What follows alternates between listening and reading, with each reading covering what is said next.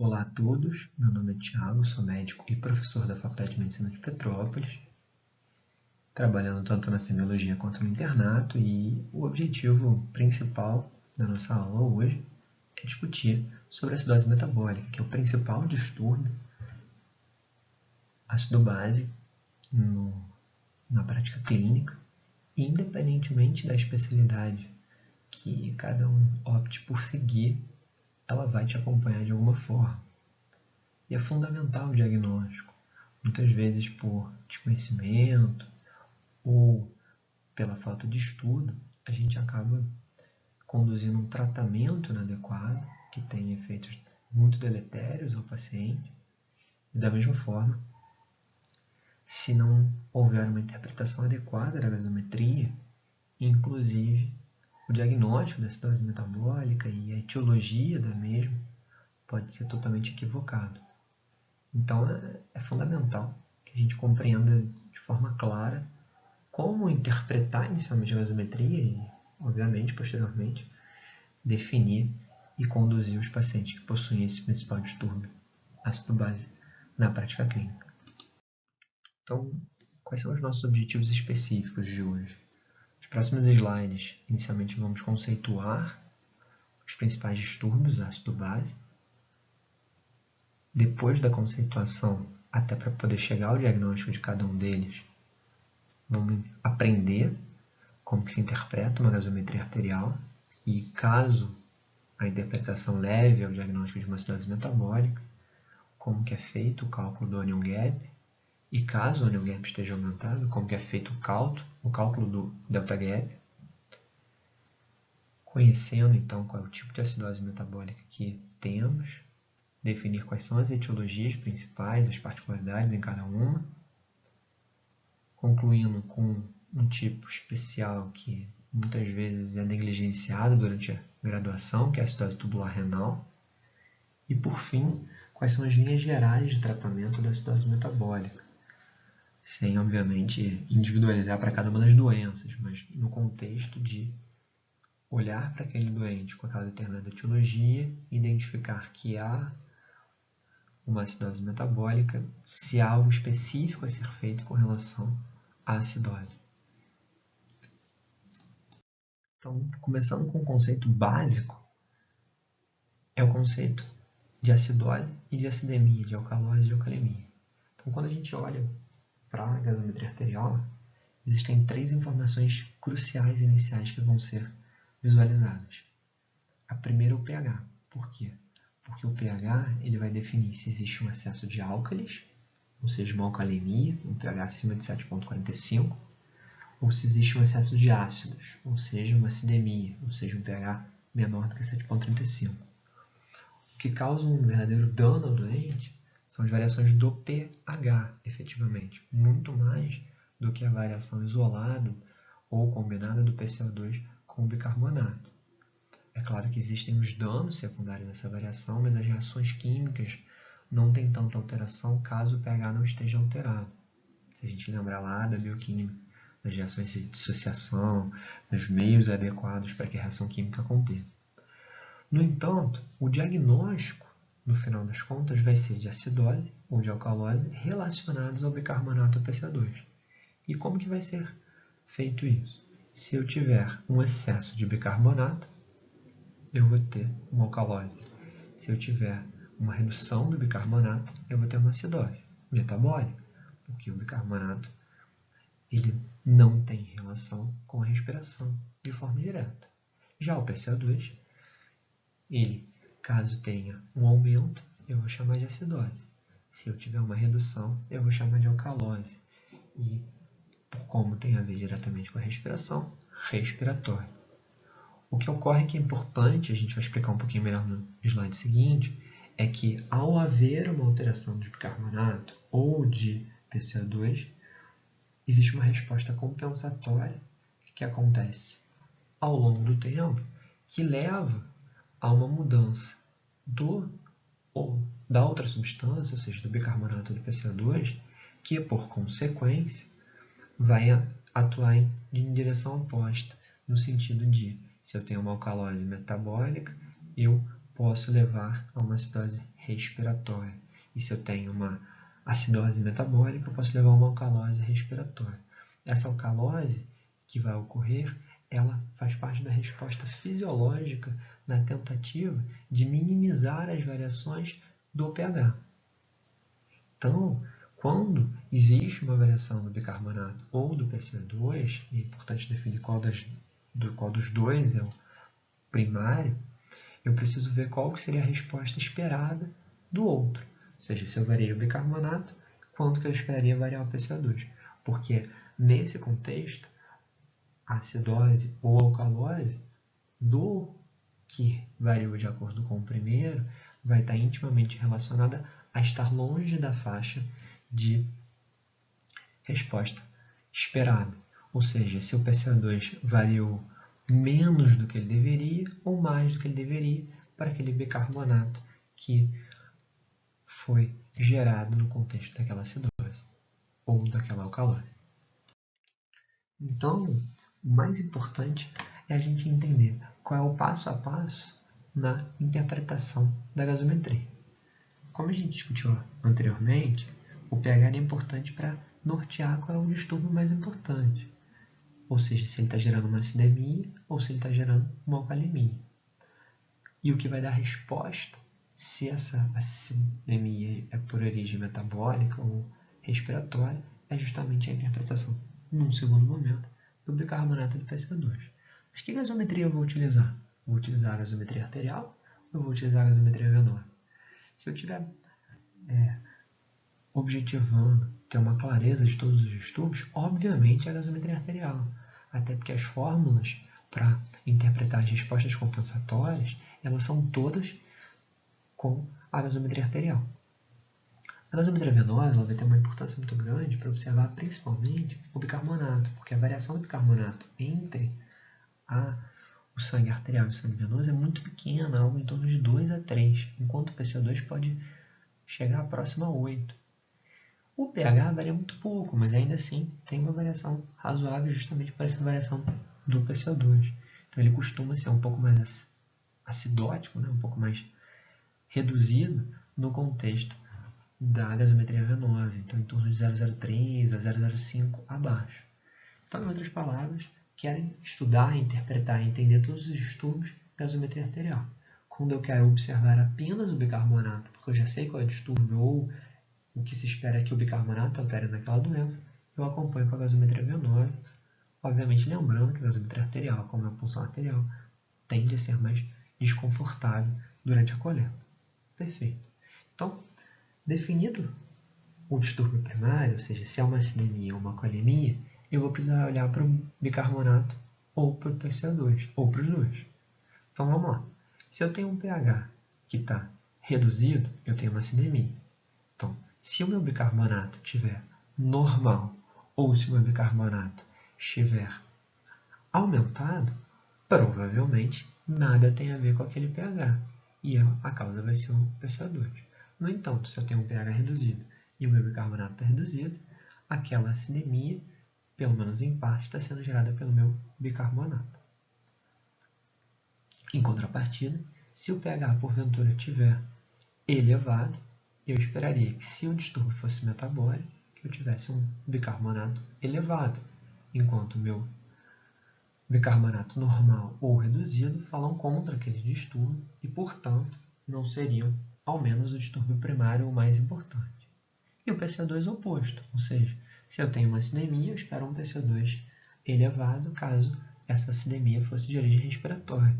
E se eu tivesse uma alcalemia, eu esperaria um PCO2 reduzido caso essa alcalemia fosse de origem respiratória. Então, essas são as 4 possibilidades. O paciente tem uma acidose metabólica, uma alcalose metabólica, uma acidose respiratória, uma alcalose respiratória.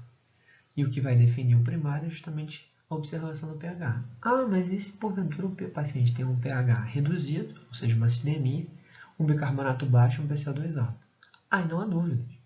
Se o meu PCO2 desse doente estiver acima de 45 e meu bicarbonato menor do que 22, acabou, ele tem um distúrbio misto, que é uma acidose metabólica e uma acidose respiratória. Da mesma forma na alcalemia. Se o paciente tem um pH acima de 7,45 e eu tenho um bicarbonato maior do que 26 e um PCO2 menor do que 35, acabou, fechou o diagnóstico. Eu tenho uma alcalemia secundária, uma alcalose respiratória e uma alcalose metabólica. A grande questão é que geralmente não é assim que acontece. Geralmente apenas um dos dois vai estar alterado e apontando para a direção do meu distúrbio primário. Então, olhei o bicarbonato e o bicarbonato está compatível com o meu pH. Por exemplo, pH reduzido, bicarbonato também reduzido. Eu preciso saber se o valor do meu PCO2 está dentro do esperado, acima do esperado ou abaixo do esperado. Se for alcalose, a mesma coisa. E se for acidose ou alcalose respiratória, a mesma coisa. No entanto, nosso objetivo aqui na aula é focar na acidose metabólica. Primeiro porque é o distúrbio mais prevalente, disparadamente. Então, se porventura eu tenho meu pH reduzido, meu bicarbonato reduzido, eu preciso ver qual é o valor esperado de PCO2. Qual é a fórmula que a gente usa? Existem várias alternativas.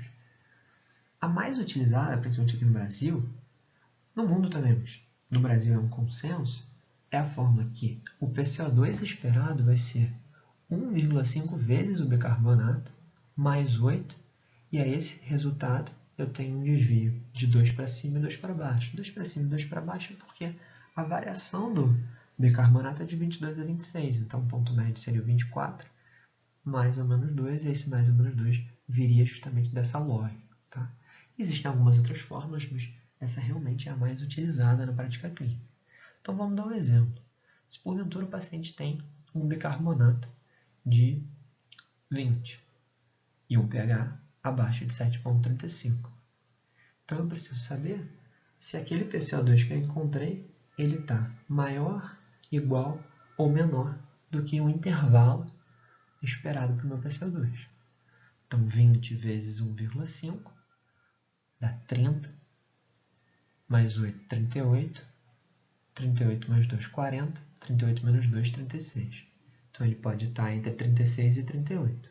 Se eu tiver então o meu PCO2 entre 36 e entre 40, eu tenho apenas uma acidose metabólica. E a gente não dá o nome de acidose metabólica compensada. O nome que é dado é acidose metabólica. Toda acidose metabólica tem uma resposta compensatória, então não se chama de compensada. Ah, mas o pH ficou normal, o pH ficou praticamente normal. Não importa, não se usa essa terminologia. Ah, meu PCO2 veio 42, ou seja, acima do meu intervalo de PCO2 esperado. Então, se ele está acima, quer dizer que eu tenho um excesso de PCO2. O excesso de PCO2 sugere acidose. Então, eu tenho uma acidose metabólica com uma acidose respiratória. E por último, eu tive um PCO2 de 34, ou seja, abaixo do meu intervalo. Se for abaixo do meu intervalo, eu tenho uma redução do meu PCO2. A redução do PCO2 ela indica uma alcalose respiratória. Então, essa é a principal definição diante de uma acidose metabólica para entender se existe uma resposta compensatória apenas ou uma variação também do PCO2 por alguma etiologia secundária, por alguma outra causa que justifique isso. Perfeito. Então, com isso eu defino se o distúrbio é simples ou duplo/misto no contexto da avaliação de bicarbonato e PCO2. Só que depois que eu defini isso, eu preciso voltar para aquele meu diagnóstico inicial de acidose metabólica. E aí a acidose metabólica eu preciso compreender se ela tem uma origem por um ganho de novos ácidos ou por uma perda de bicarbonato / ganho de cloro, que vai definir se a acidose metabólica possui um anion gap aumentado ou a acidose metabólica ela possui um anion gap normal. O que é um anion gap? O anion gap é justamente a variação dos outros ácidos que não o cloreto que não os ânions que a gente já possui, que é o cloreto e o bicarbonato prioritariamente. Ou seja, são os ânions não mensurados. Isso a gente vai explicar um pouquinho melhor no slide seguinte, é importante deduzir de onde vem a fórmula sódio menos a soma do bicarbonato mais o cloro. Sódio é o principal cátion, bicarbonato e cloreto são os principais ânions. E aí, o que sobra seriam os ânions não mensurados, que é esse gap, esse intervalo, essa variação de ânions. E se eu tiver uma variação, um número maior do que o esperado, quer dizer que eu ganhei outros ânions, ou seja, ganhei outros ácidos. Se porventura o anion gap for aumentado, eu ainda faço uma segunda interpretação, que é o delta gap. O delta gap a gente vai discutir um pouquinho mais adiante, porque é importante toda uma reflexão um pouco mais profunda sobre o próprio anion gap e sobre o cloreto, o bicarbonato e a variação dos outros ácidos efetivamente. Então, vamos só fechar a discussão do slide anterior com um exemplo prático de tudo que foi dito até agora. Se eu tenho um pH de 7,30, um PCO2 de 43 e um bicarbonato de 18, quais vão ser os distúrbios ácido-base desse paciente? Então dá uma pausa no vídeo, faz a continha à mão para ver se ficou claro a compreensão. Então o pH ele mostra para a gente uma acidemia, está abaixo de 7,35. Se é uma acidemia, é as custas de um PCO2 alto, um bicarbonato baixo ou os dois. De um bicarbonato baixo apenas, porque o bicarbonato está menor do que 22, enquanto o PCO2 está dentro do intervalo normal, 35 a 45. Perfeito. Mas quanto seria o PCO2 esperado para essa acidose metabólica? Então seria 1,5 vezes 18 mais 8 mais ou menos 2. Ou seja, entre 33 e 37. O PCO2 então ele está acima, ou seja, há um excesso na acidose, abaixo, ou seja, há uma redução mocalórica, e está dentro da faixa esperada. Está acima. Logo, o paciente tem uma acidemia por uma acidose metabólica e uma acidose respiratória. Ou seja, o paciente apresenta um distúrbio misto. Então, o segundo passo, como a gente discutiu lá, depois que foi encontrada uma acidose metabólica, é definir se a acidose metabólica ela possui um anion gap elevado ou um anion gap reduzido. O que é importante a gente entender? Que o valor de referência do anion gap é entre 4 e 12. Alguns livros colocam como sendo entre 8 e 12. Mas o que é o mais importante? Quando eu não conheço o doente, eu vou considerar ele como sendo normal até 12. Acima de 12, ele vai estar elevado. Abaixo de 12, ele vai estar normal. No entanto, às vezes é um paciente que todo dia você recolheu a gasometria. Você sabe qual que é o anion gap do paciente. Então, se você já sabe qual é o anion gap do paciente, se ele era 4, 5 e passou a estar 9, houve um aumento no anion gap, mesmo que esteja dentro do meu valor de referência.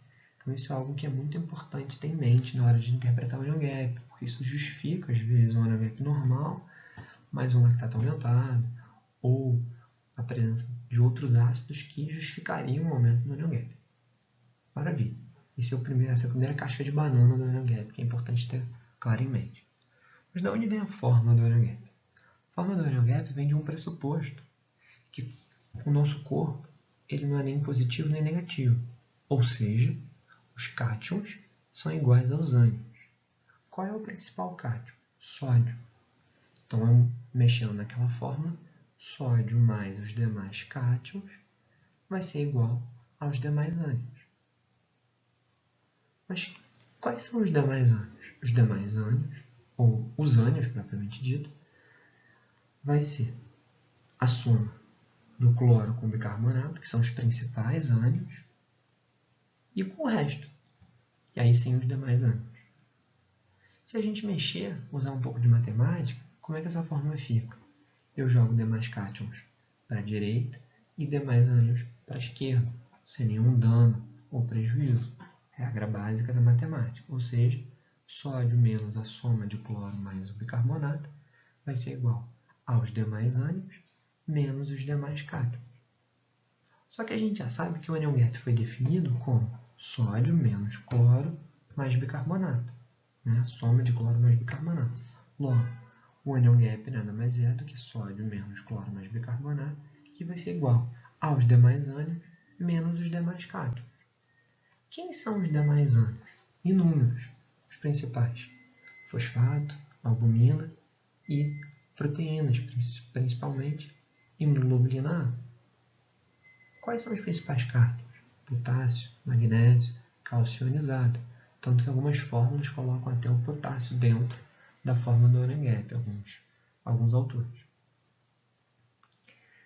E aí o que acontece? Se eu tiver um aumento de ânions que não seja um aumento de outros ácidos, que são ânions normalmente, eu vou ter um aumento do anion gap sem que seja um aumento do anion gap secundário à presença de novos ácidos.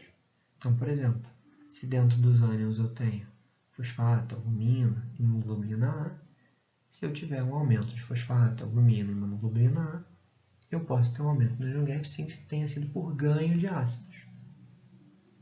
Da mesma forma, quem são os demais cátions? Potássio, magnésio e cálcio ionizado. Se eu tiver o potássio reduzido, se eu tiver o cálcio ionizado reduzido ou o magnésio reduzido, eu vou ter um aumento do anion gap sem que tenha sido às custas do ganho de algum outro ácido. E o oposto é verdadeiro.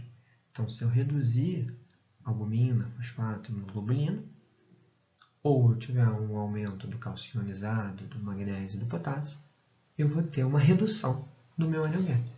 Tanto que a gente utiliza uma forma de correção da albumina, ou seja, quando a albumina é menor do que 4,5 gramas por litro, eu preciso corrigir o meu anion gap. Como é que é feita essa correção?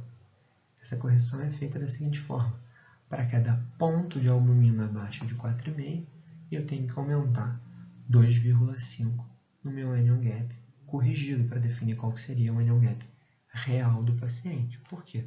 Porque se eu tenho menos albumina, meu anion gap cai sem que tenha sido efetivamente uma queda real. Então, eu posso ter caído e, na verdade, ele está aumentado, mas ele aparenta ser normal porque caiu o albumina, ganhou outros ácidos e, no final das contas, parece que está normal, mas não é isso. Então, é importante fazer essa correção para ficar claro com relação ao anion gap. E esse conceito é muito importante porque, por exemplo, num contexto de uma hipercalemia, de uma hipermagnesemia, ou de uma hipocalemia, uma hipomagnesemia, de uma hiperparaproteinemia no mieloma múltiplo, por exemplo, eu posso ter variações do anion gap do próprio paciente, tanto para cima quanto para baixo, e com isso o meu valor de referência naquele paciente do anion gap não vai ser exatamente o mesmo valor encontrado habitualmente, que gira em torno de 12. Então vamos a um segundo exemplo. O segundo exemplo vai começar pela informação da primeira gasometria, que calculamos alguns slides, mas ele vai além com as informações do anion gap. Então esse é o pH, esse é o PCO2, o bicarbonato, o sódio e o cloro. Dá uma pausa, calculando um papel, para a gente poder ver como é que está a sua interpretação. E vamos agora responder a essa interpretação. Então, o distúrbio inicial é um distúrbio misto, uma acidose metabólica mais uma acidose respiratória, como a gente já demonstrou previamente. Se eu tenho uma acidose metabólica, eu preciso definir se o meu anion gap está elevado ou não está elevado. Então, aqui vai ser 140 menos a soma do cloro com o bicarbonato. 140 menos 112 mais 18. 140 menos 130 é igual a 10. 10 é menor ou igual a 12. Então, eu tenho um anion gap normal. Acidose metabólica com anion gap normal, mais uma acidose respiratória. Então, é algo bem direto à conta. Mas e se eu tivesse uma gaso anterior e a gaso anterior dele sempre fosse 4, 5 de anion gap? Ok, anion gap aumentado. Mas eu não tenho essa informação. Então, nesse contexto, anion gap normal. Então, vamos ao nosso exemplo 3. Nosso exemplo 3 são os mesmos dados informados até o momento, só que agora a gente calculou a albumina, a gente dosou a albumina. Então, são aqueles dados, uma albumina de 2,5. Então, dá uma pausa, e vamos ver o que isso muda. Calcula aí no papel para definir o que acontece. Um distúrbio misto, se eu tenho acidose metabólica, calculo o anion gap. O anion gap de 10, a priori é um anion gap normal. Mas a albumina. A albumina não é um dos outros ânions. Quando eu tenho uma redução dos outros ânions, eu não tenho que considerar que meu anion gap vai estar mais baixo do que o esperado? Perfeito. Não existe uma conta de correção para todos eles, mas para a albumina existe. Então vamos calcular. 10, que é o meu anion gap, mais 2 vezes e meia pela quantidade de albumina que caiu abaixo de 4,5. 4,5 menos 2,5, que é a albumina do paciente, 2. 2 vezes 2,5, 5. 5 mais 10, 15. 15 não é maior do que 12? Logo, é uma acidose metabólica com anion gap elevado, com uma acidose respiratória. Então, na verdade, depois que é definido o anion gap, e esse anion gap encontra-se elevado, eu preciso calcular o delta gap. Qual que é o conceito do delta gap? O conceito é que a variação do bicarbonato, ou seja, o quanto eu perco de bicarbonato, deve ser proporcional ao quanto eu ganho de ácidos.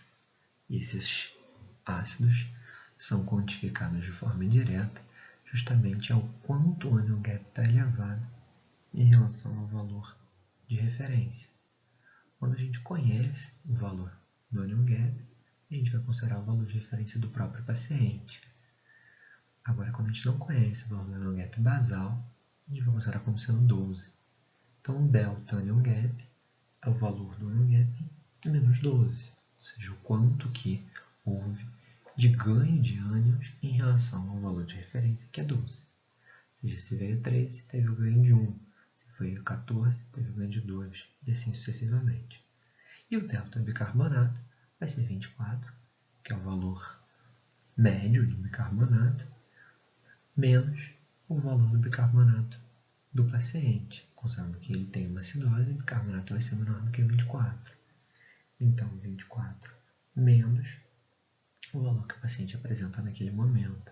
Se for 20, tive uma perda de 4. Se for 18, tive uma perda de 6. E assim sucessivamente. Agora, por que o normal não é que essa relação seja exatamente 1 para 1? Porque, na verdade, outros fatores influenciam as variações dessa relação. Como? Como que esses outros ânions flutuam e variam? Como que os cátions flutuam e variam? Ou seja, tanto os ânions quanto os cátions, sem serem o próprio ácido, têm suas respectivas variações e dessa forma implicam que o valor não seja absolutamente 1 para 1. E o sistema tampão celular e ósseo, ele funciona de uma forma distinta, de forma que a excreção do H+, e dos ânions pode não acontecer na mesma velocidade. Então, embora ao longo de um tempo isso vá vir a acontecer, ele não acontece na mesma velocidade, então eu posso ter a perda de bicarbonato barra ganho do ânion numa velocidade que não é exatamente a mesma. E aí, naquele dado momento, eu tenho uma variação que não vai ficar exatamente 1 para 1. Além disso, é importante entender que na acidose lática, salvo se for um quadro hiperagudo, como o lactato tem um clearance, uma capacidade de eliminação menor e tem uma presença maior no meio extracelular do que os íons H+, o anion gap no delta é um pouco menor. Então a gente faz uma correção desse delta por 0,6, que na prática tem uma relevância que não é tão fundamental, mas é importante lembrar dessa correção do lactato, porque na verdade o lactato torna um pouco menor o delta gap. No lugar de multiplicar por 1, que seria ele absoluto, a gente faz uma correção com 0,6 salvo, isso é um quadro realmente hiperagudo. Bom, tendo introduzido o que é o delta gap e a sua lógica, é importante ressaltar que existem duas formas de cálculo. Eu posso calcular a relação do delta gap em relação ao anion gap em relação ao delta bicarbonato, ou a subtração, ou seja, saber de forma absoluta quanto que varia o anion gap e quanto que varia o bicarbonato naquele paciente. Eu, particularmente, sigo muito a subtração, acho mais fácil de visualizar e ela responde com mais clareza algumas particularidades que fazem com que a relação possa ter dois resultados.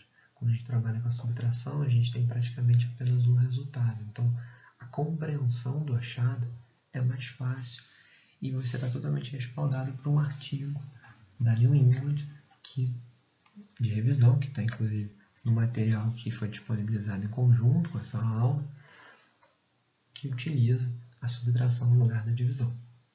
Então, qual que é a lógica aqui? A lógica é que para cada de ganho de um, eu tenho que ter de uma perda para o outro. Mas como existem esses fatores que influenciam de forma que foi estudado, como que isso aconteceria numa população normal que tem as diferentes causas de acidose, eu considero que o valor normal é de menos 5 a mais 5, ou seja, eu posso ter uma variação de uma perda ou de ganho de um em relação ao outro de 5 e ainda assim eu considero como sendo normal, ou seja, eu tive realmente 1 para 1, ou seja, há apenas um anion gap alto de forma isolada. Agora, quando essa variação é menor do que menos 5, ou seja, menos 6, menos 7, menos 8, menos 9, eu vou ter até além do anion gap elevado, que é o que define o que é o pré-requisito para calcular o delta gap. Caso contrário, o delta anion gap seria 0, né? 12 menos 12, ou seria negativo, 9, 8, menos 12. E o doente também teria uma acidose metabólica hiperclorêmica. Por quê?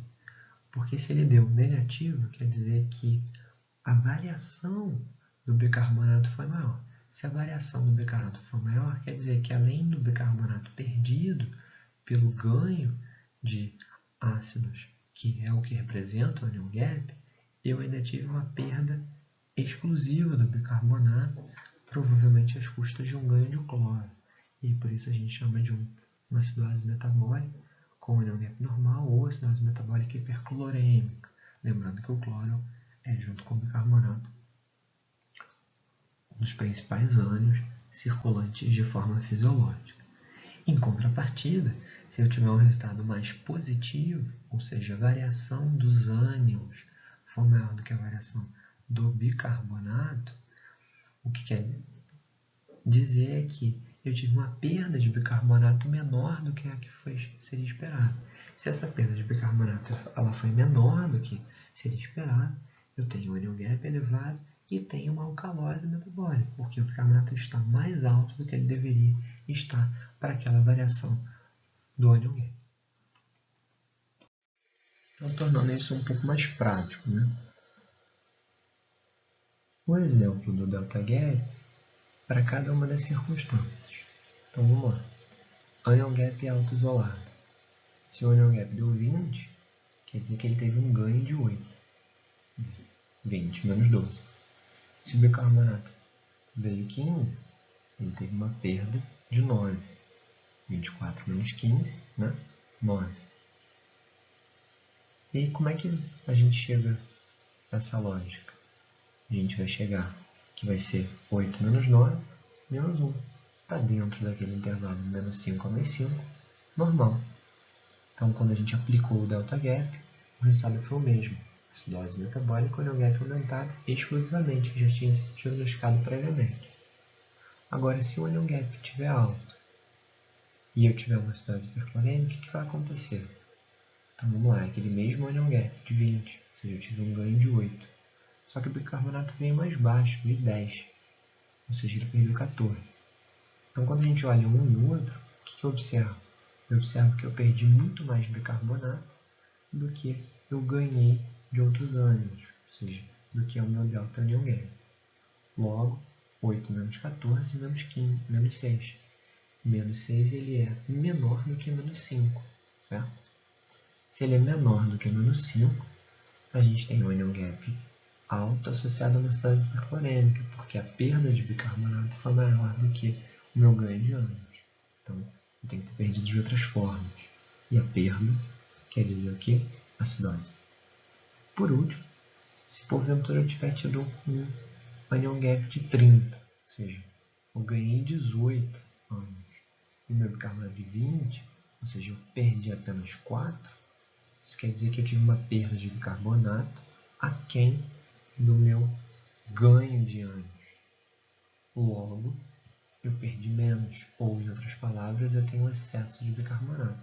Quando eu tenho excesso de bicarbonato, eu vou dar o nome de alcalose metabólica. Então, o paciente vai ter uma acidose metabólica com onion gap aumentado, mais uma alcalose metabólica.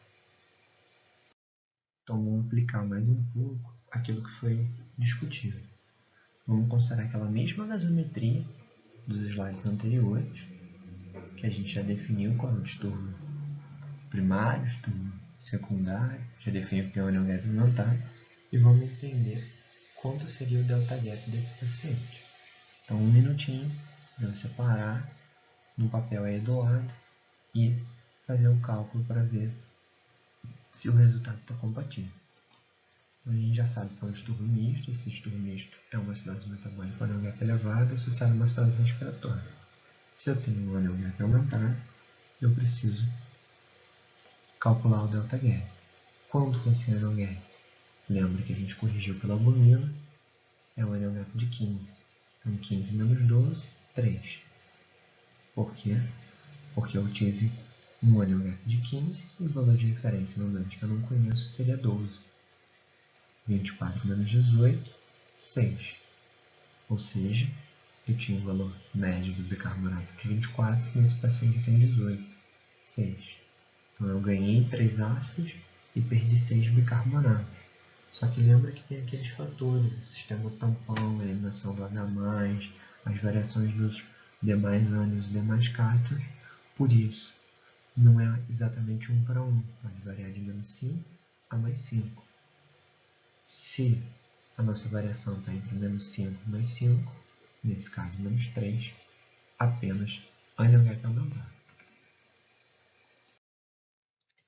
Então, para fechar os nossos exemplos de gasometria e com isso concluir a avaliação de uma gasometria, principalmente no enfoque da acidose metabólica, vou propor aqui algumas possibilidades dentro de uma gasometria e aí no mesmo esquema parar 2 minutinhos para fazer todo o cálculo até o delta gap. Então vamos lá.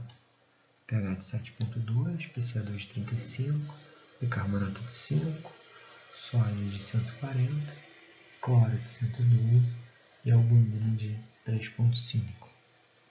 Depois que tiver calculado, só colocar o play. Então vamos lá. O pH indica uma acidemia. Temos um PCA2 alto e um bicarbonato baixo. Bicarbonato baixo. Logo, uma acidose metabólica. Quanto seria o PCA2 esperado? 1.5 vezes 5 mais 8 mais 1 menos 2. Ou seja, eu teria uma faixa de 13,5 a 17,5. O PCA2 então está acima, abaixo ou dentro da faixa? Está acima. Se ele está sobrando, se ele está elevado, quer dizer que eu tenho uma acidose respiratória. Então até agora uma acidose metabólica com uma acidose respiratória. Mas se eu tenho acidose metabólica, eu preciso calcular o onion gap. Como é que é? 140, que é o sódio, menos a soma do cloro com bicarbonato, 112 mais 5. 140 menos 115. Desculpa, 117. 23. Então, logo eu tenho uma acidose metabólica com onion gap elevado. A albumina foi usada? Foi. Essa albumina é menor do que 4,5? Sim. Logo, eu tenho que calcular o onion gap corrigido. Quanto que é o onion gap corrigido? 23, que é o valor do onion gap, mais 2 vezes e meio a variação da albumina. 4,5 menos 3,5, 1. 2,5 vezes 1, 1. 23 mais 2,5, 25,5. A onion gap alto? Sim. Então a gente calcula o delta gap. Como é que é o delta gap? Vai ser o anion gap menos 12, caso a gente não tenha o valor de referência do próprio paciente. Então isso vai dar 13,5. Menos a variação do bicarbonato. 24 menos 5, 19. Então eu tive uma perda de bicarbonato de 19 e eu tive um ganho de anion gap, ou seja, um ganho de ácidos de 13,5. Isso dá uma diferença de menos 5,5, ou seja, eu perdi 5,5 a mais de bicarbonato do que eu ganhei de ânions, do que eu ganhei de ácido. Como é acima, ou seja, mais negativo do que menos 5, eu tenho ainda uma acidose com anion gap normal, uma acidose hiperclorêmica. Por quê? Porque a perda de bicarbonato foi além daquela que eu esperaria para aquele ganho de ácido. Então, o distúrbio triplo: acidose metabólica hiperclorêmica, acidose metabólica com anion gap elevado e acidose respiratória. São 3 acidoses acontecendo de forma concomitante no meu paciente. Mais para frente a gente vai explicar um pouquinho as circunstâncias que podem gerar esses distúrbios duplos metabólicos. Quando que a gente poderia esperar que isso estivesse acontecendo? Por exemplo. Então, quais são as etiologias da acidose metabólica? A primeira etiologia vai estar relacionada ao aumento da geração de ácidos. O aumento da geração de ácidos pode acontecer no contexto de uma cetoacidose, no qual são gerados cetoácidos pela lipólise. Isso pode acontecer prioritariamente no diabetes mellitus ou no jejum. Eu posso ter ainda as intoxicações, e essas intoxicações levam, principalmente por metanol, etilenglicol e ácido acetil salicílico, levam ao aumento da geração de ácidos, algo que no Brasil não é muito frequente. E por último, uma das causas mais comuns é a acidose lática. A acidose lática ela se divide em 2 tipos diferentes. A primeira, chamada de tipo A, está relacionada a uma hipoperfusão. Como existe uma hipoperfusão, essa hipoperfusão vai estar relacionada ou a uma hipovolemia, ou a uma sepse, ou uma insuficiência cardíaca, ou uma parada cardiorrespiratória. Os 4 principais causas. E é justamente porque o tecido não está sendo perfundido, acaba sendo gerado um excesso de lactato por metabolismo anaeróbio, justamente pela hipoperfusão. A lática tipo B, ou lática B, é diferenciada pelo tipo A justamente porque não há hipoperfusão. Existem alguns casos que isso pode acontecer. Uma delas é a neoplasia, e as neoplasias não se sabe exatamente a fisiopatologia para isso estar acontecendo. A outra clássica é o uso de algumas drogas, e aí nessas drogas a metformina é uma das mais imputadas nesse contexto, quando utilizada em pacientes com uma doença renal crônica, sobretudo. No paciente HIV positivo, algumas drogas antirretrovirais podem ter associação, e o uso da adrenalina intravenosa também, por glicólise no músculo, com hipoperfusão do trato gastrointestinal. Com relação aos hábitos, o etilismo pode levar por disfunção hepática e a rabdomiólise maciça também. Outra possibilidade é que exista uma redução na excreção, ou seja, existe uma impossibilidade de excretar os ácidos produzidos. Isso vai acontecer prioritariamente na doença renal crônica, em termos de prevalência, e aí, nesse contexto, pode ser tanto com o aumento do anion gap, no caso mais terminal, ou inicialmente pela incapacidade da amônia. E aí não existe uma excreção da amônia, não existe um aumento do anion gap. Isso vai depender principalmente do clearance. Geralmente, quando é menor do que 15, além da dificuldade da excreção da amônia, existe também uma incapacidade da excreção do sulfato, do fosfato, do urato, e aí é justamente isso que vai levar ao aumento do anion gap. Além disso, a acidose tubular renal tipo 1 e tipo 4, a gente vai mostrar no slide seguinte como é a fisiopatologia de cada uma delas.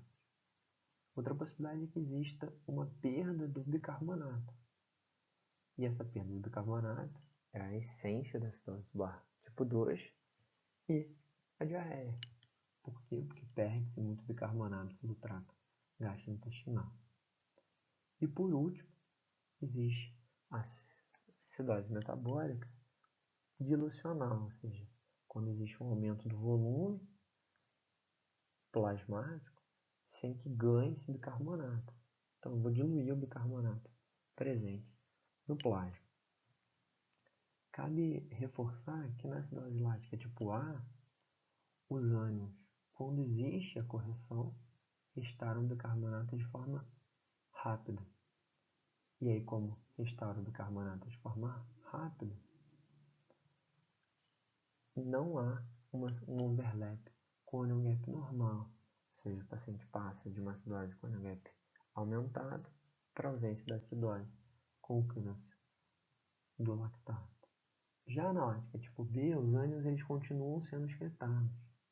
Então, não existe a restauração do bicarbonato. Como não existe a restauração do bicarbonato, depois da fase inicial, quando o lactato, na verdade, é eliminado, o paciente faz também uma acidose por perda de bicarbonato, ou seja, pelo fato de ele não estar sendo restaurado. E aí o paciente passa por uma fase com o anion gap normal. Então vamos lá. Esse é um dos temas que é extremamente negligenciado durante a graduação, mas vale a pena uma pequena visita nesse momento, que são as acidoses tubulares renais. Existem 3 tipos fundamentais, o tipo 3 é um tipo misto, então é importante detalhar o tipo 1, o tipo 2 e o tipo 3. Então as causas estão descritas no slide, eu não vou ficar enumerando elas, mas eu deixei em negrito as principais causas. Então no tipo 1, a gente tem o Sjögren, artrite reumatoide e a hipercalciúria. No tipo 2, mieloma múltiplo, uso de topiramate, uso de acetazolamida. E no tipo 3, é importante lembrar do uso das drogas e da nefropatia diabética, são os principais. Então, como é que funciona o mecanismo de cada uma delas? Na tipo 1, existe uma ausência de excreção do H+, no néfron distal. Por não excretar H+, o doente passa a excretar o potássio no lugar do H+, ou seja, a excreção é fundamentalmente do potássio. Como é que funciona essa excreção? Essa excreção acaba levando a uma hipocitratura, e por isso ela acaba levando à formação de cálculos de cálcio, e nesse contexto o bicarbonato chega a cair abaixo de 10, sendo que o potássio melhora bastante com a reposição de bicarbonato, porque ao expandir a questão líquida, ou seja, o volume circulante efetivo, eu acabo reduzindo o estímulo para a reabsorção de sódio. Então, esses são 2 dados importantes. Primeiro, que o bicarbonato geralmente vai estar abaixo de 10 e que há uma melhora importante do potássio com a reposição do bicarbonato, porque ele reduz a reabsorção de sódio, reduzindo a reabsorção de sódio, reduz a excreção de potássio. E a hipocitratura também tem grande relevância. O pH urinário ele sempre vai estar alto, porque existe uma incapacidade de acidificação da urina, porque esse é o momento em que a excreção do H+ vai definir justamente se a urina vai ser mais ácida. Então, o pH urinário vai ser sempre mais elevado. Isso ajuda a diferenciar da acidose tubular tipo 2. Por quê? Na tipo 2, o que temos como principal mecanismo? Uma ausência de reabsorção do bicarbonato proximal. Como não existe uma reabsorção do bicarbonato proximal, eu acabo tendo distalmente uma excreção maior do potássio. Agora, qual que é a grande questão? A grande questão é que no tipo 2, depois que atinge-se um limiar do bicarbonato mínimo, eu vou estar tentando poupar o máximo dele no proximal. Ao poupar o máximo do proximal, a urina não se torna mais básica, porque distalmente é possível acidificar a urina. Então, a urina com pH mais elevado vai acontecer exclusivamente no momento inicial, mas do ponto de vista clínico, quando for feita a reposição de bicarbonato, porque aí o nível de bicarbonato vai aumentar e a minha capacidade de reabsorção proximal vai cair. A acidose do tubular renal tipo 2, ela ainda tem um tipo incompleto. Tipo incompleto é quando há apenas as alterações tubulares, mas a gasometria não mostra essa acidose. Então, na verdade, eu vou ter as alterações da urina, eu posso ter a síndrome de Fanconi associada. O que é a síndrome de Fanconi? É que, além da alteração da incapacidade de reabsorção de bicarbonato proximal, eu tenho uma eliminação de fósforo, uma eliminação de ácido úrico, uma eliminação de glicose na ausência de hiperglicemia e uma perda também de aminoácidos pela urina. Só que eu não tenho a acidose plasmática, apenas essa bicarbonatura inicial e posteriormente a ausência desses níveis mais altos de pH urinário. Além disso, como existe um nível mínimo de bicarbonato que o néfron proximal é capaz de reabsorver, o nível plasmático, o valor plasmático do bicarbonato, ele se estabiliza. E essa estabilização faz com que ele gire em torno de 14 a 20. Então, como é que funciona essa queda do potássio? O potássio ele acaba caindo de uma forma menos relevante do que na acidose tubular renal tipo 1, mas ele cai por quê? Porque o bloqueio que a acidose faz na reabsorção proximal de sódio faz com que distalmente eu acabe tendo uma chegada de sódio maior no néfron distal, nos túbulos, na parte distal do tubo, e com isso eu excreto mais potássio. E isso é mais exuberante, sobretudo, na reposição de bicarbonato. Porque como eu não vou reabsorver, vai estar chegando mais água, sódio, bicarbonato distais, e juntamente com o hiperaldo, justamente nessa percepção de que existe um certo grau de hipovolemia, eu vou ter uma redução do potássio distal. A acidose tubular renal tipo 3 é a soma da tipo 1 com a tipo 2, e a acidose tubular renal do tipo 4, o mecanismo principal é a ausência de troca do potássio com sódio. Se existe uma ausência de troca do potássio com sódio, eu acabo tendo uma hipercalemia no lugar de uma hipocalemia, que é o que é observado nas duas primeiras acidoses tubulares renais. Como o potássio vai estar competindo com a amônia, eu acabo tendo também uma acidose.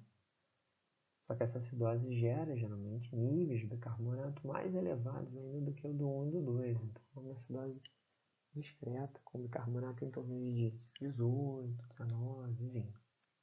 O tratamento é tratar a causa da doença de base, com a reposição de bicarbonato no tipo 1, porque são acidoses importantes. No tipo 2, a reposição de bicarbonato tem uma resposta pior, porque o que acaba acontecendo é uma ausência de reabsorção desse excesso de bicarbonato que está sendo prescrito. E no último caso, como existe um hipoaldo, eu posso dar um mineralocorticoide, mas isso vai depender da causa, da possibilidade de reversibilidade e do quadro clínico do paciente, podendo ser necessária a reposição de bicarbonato também para o paciente, dependendo da etiologia. Então, o tratamento fundamental da acidose metabólica é identificar qual é a causa e tratá-la. No entanto, algumas circunstâncias demandam a reposição de bicarbonato. E a grande pergunta é a seguinte: se o bicarbonato está baixo, por que a gente não repõe bicarbonato para todo mundo? Então, o que acontece? Como a maior parte das circunstâncias, a regeneração do bicarbonato é muito rápida, quando ocorre um tratamento da causa básica, o bicarbonato se regenera de forma rápida e eu evito os riscos da reposição do bicarbonato. Quais são eles? A primeira é fazer uma elevação do pH além da ideal e de uma hora para outra reduzindo o cálcio ionizado, evitando as complicações de condução e contratilidade pela hipocalcemia. Além disso, o bicarbonato ele vai reagir com H+, gerando H2O mais CO2. Caso o doente esteja mal ventilado, eu posso ter uma piora da PCO2 do paciente. Além disso, o bicarbonato ele não penetra bem no sistema nervoso central, ao passo que o CO2 penetra. Então, o bicarbonato vai reagir com o H+ plasmático, vai gerar água e PCO2. Só que no sistema nervoso central, eu vou ter com muito mais facilidade o PCO2 entrando do que efetivamente o bicarbonato entrando. E aí, ainda mais se o paciente estiver mal ventilado, eu posso fazer o que é chamado de acidose paradoxal. O sistema nervoso central faz uma acidose que é paradoxal à reposição de bicarbonato, antes de ser esperado uma redução da acidose, no sentido de uma melhora da acidose. Além disso, quando a gente faz concentrado o bicarbonato, eu tenho um risco maior de uma hipernatremia aguda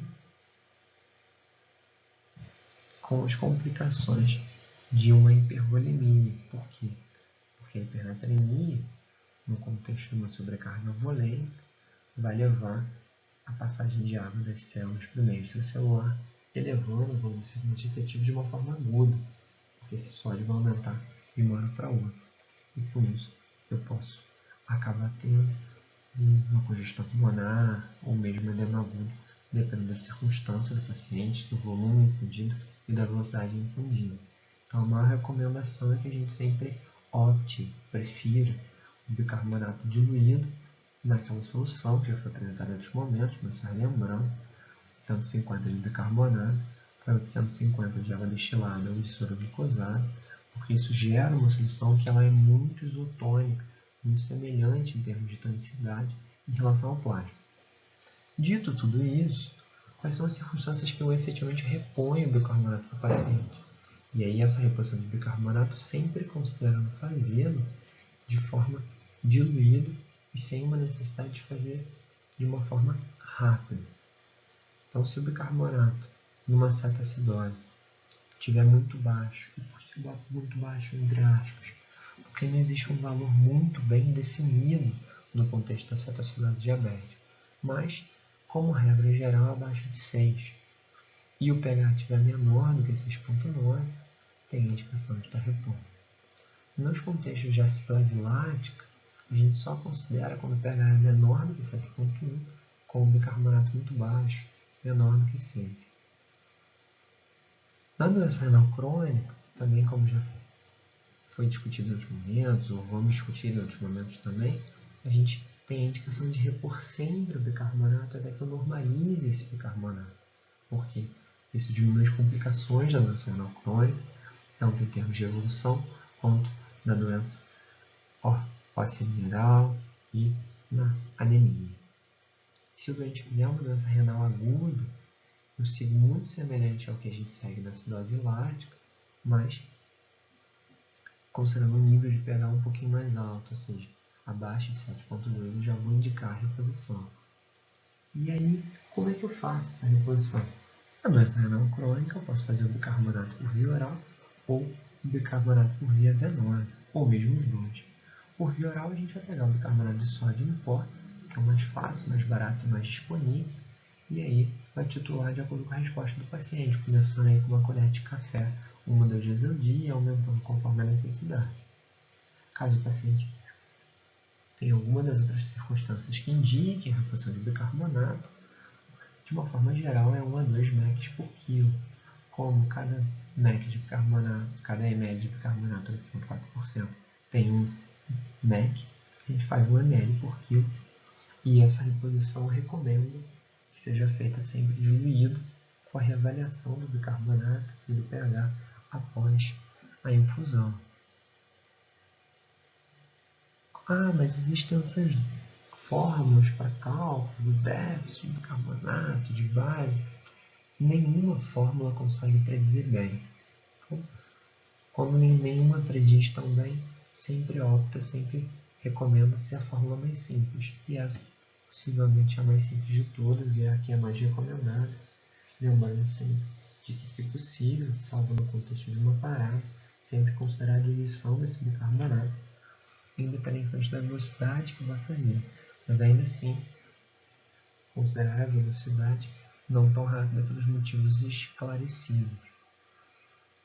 Salvo, é claro, numa parada cardiorrespiratória em condições que a não correção, a não elevação do pH de forma rápida possa levar o paciente a uma parada cardiorrespiratória.